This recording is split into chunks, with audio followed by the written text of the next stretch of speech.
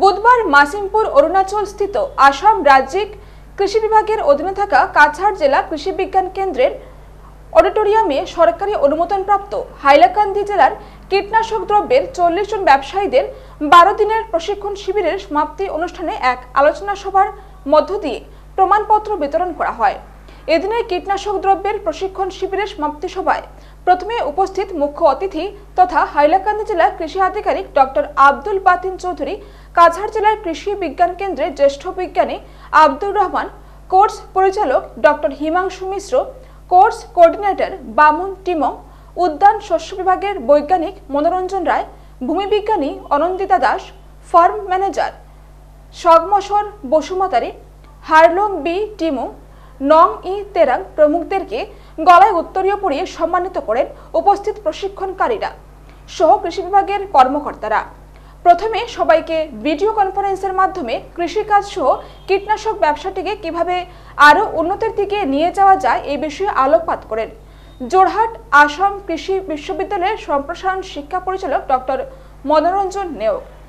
রাজ্যিক কৃষি বিভাগের অধীনে থাকা জেলা কৃষি বিজ্ঞান কেন্দ্রের কৃষি বিজ্ঞানীর দ্বারা হাইলাকান্দি জেলার 40 জন সরকারের অনুমোদনপ্রাপ্ত কীটনাশক দ্রব্যের ব্যবসায়ীদের নিয়ে গত 26 জুলাই থেকে 7 আগস্ট অবধি 12 দিনের প্রশিক্ষণ শিবিরের আয়োজন করা হয়। সেই সঙ্গে উপস্থিত কীটনাশক ব্যবসায়ীদেরকে কৃষকদের উন্নতির হিতে ব্যবসা করার পরামর্শ দেন।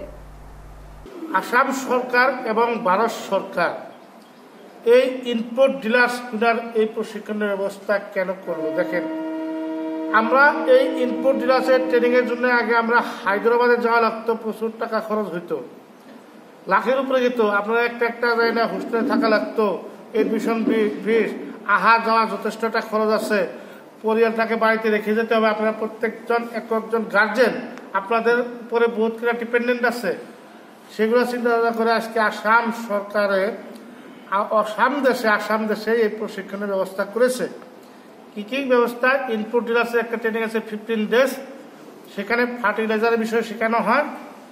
আর আপনার আছে ইনসেকটিসাইড ম্যানেজমেন্ট, যেখানে মেডিসিন, ড্রপ, ওষুধ, এদিকে একটা ট্রেনিং আছে 12 দিনিয়া। 40-এর পরে আরেকটা বেস আমি স্টার্ট করব।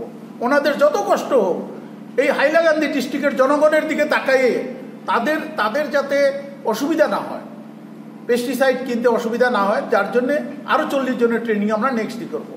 যাতে অনেকের মধ্যে আপনাদের দেখেন পেন্ডিংয়ে রয়ে গেছে, কিন্তু লাইসেন্স কিন্তু রিনিউ করতে পারছি না। কি জন্য? এখন অনলাইন সব, অফলাইন কোনো কিছু করতে দেয় না। এই সার্টিফিকেট আপলোড দেওয়ার সঙ্গে সঙ্গে আমরা অনলাইন ডাউনলোড করে নিতে পারবো। এটা আমাদের জন্য একটা বড় সম্পদ।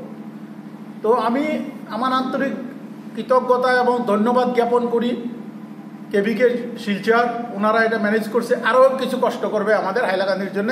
নেক্সট 40 বেস আমি করাবো, তারপরে আর আমি করাবো না। এই 80 জনের ভিতরে সারের লাইসেন্স, পেস্টিসাইড এবং সম্পূর্ণ লাইসেন্সে 80 জন লোকের ভিতরে আমি রাখবো। কারণ আমার ডিস্ট্রিক্টে যেহেতু ব্লক আছে মাত্র 5টা, আর 65টা আছে পঞ্চায়েত। তারপরে নিড বেস 2-4টা হতে পারে, যারা BSc agri, MSc agri, BSc chemistry honours, তাদেরই হবে। তাছাড়া পুরোটা মানুষই 80 জন যারা পেস্টিসাইড নিছেন, ভাবছেন যে আমি সেফ না, আপনার নেক্সট লাইসেন্স কখন বন্ধ হবে? যখন রিনিউয়াল টাইম আসবে।